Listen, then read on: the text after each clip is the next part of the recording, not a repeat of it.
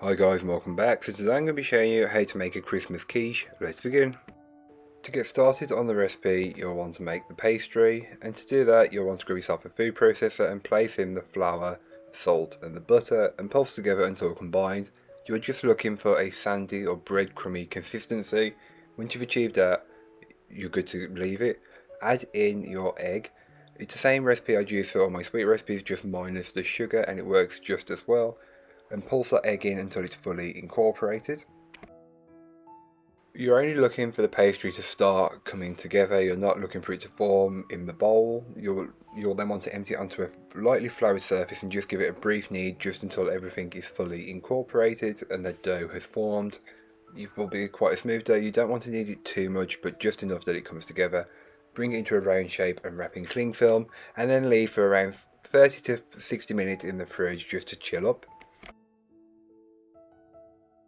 Once your dough has chilled, you can then flour your surface with some plain flour and place on your dough, sprinkling some on top of your pastry and your rolling pin, and just roll your dough out until you've achieved around a 5mm thickness, which is the perfect amount for this quiche. As you can tell, I had to roll mine so large it was out of the view of the camera. Roll it back onto the rolling pin, grab your tin or tart case, whatever you want to call it, and then drape over the pastry. And don't worry if it cracks or breaks anything, because at this point we can fix it very easily. You'll just want to press it into place so it's all there, and then trim away any excess. With the excess pastry, you don't want to throw it away. You can keep it for another tart or freeze it for another day. You can then dock the bottom of the pastry. This is just a fork that will allow any air or anything underneath to come through without making it rise and leaving air pockets in the bottom. Then place in some parchment paper and fill with your baking beans, or if you haven't got that many that would fill this sort of case, you can use rice, and that's what I do, and I continue to use this all the time. Bake it off in the oven, and I will leave all that in the blog post. So for this recipe, you'll want to grab yourself a mixing bowl and place in your full fat milk. You'll want to use full fat for everything, otherwise it just won't taste or set up right. Into the same bowl, add in your eggs and your double cream. You can't use single cream, I don't recommend it. Double cream all the way.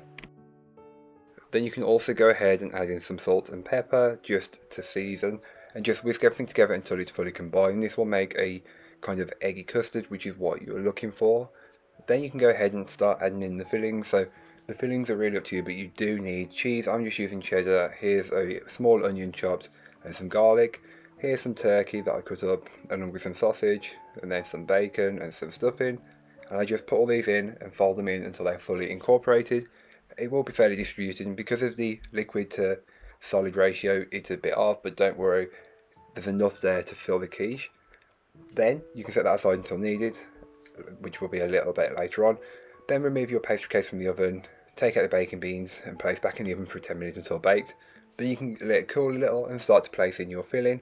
I spooned it in, but I still spilled over a little bit and some went down the side, but don't worry, it didn't burn, it just went darker, but it still tasted just as good. Fill your case, then place it into your oven. All the baking times temperatures will be in the blog post link down below. Then when it's fully cooled down, you can start to cut it up. Trying to cut a hot quiche is not great, it's not very easy, and hot quiche is just not very nice. But if you like hot quiche, you do you. So here is what your quiche should look like once it's fully baked. Very golden on top, and the filling should be firm once the quiche is cool. You'll be able to see a mixture of different fillings. As you can tell, there's turkey, stuffing and the sausage just in that one bit, along with the cheese and egg that's all around there. And your quiche should be able to support itself and it won't have a soggy bottom.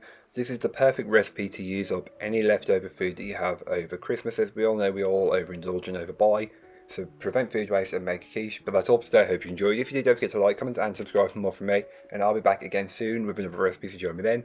In the meanwhile, don't forget to check out the description. There'll be a link to this recipe, a link to my blog, and links to all my social media, so don't forget to go and follow me over on there, as I am trying to be a little bit more active during the month of December. But that's all for today. I hope you enjoyed. Bye guys.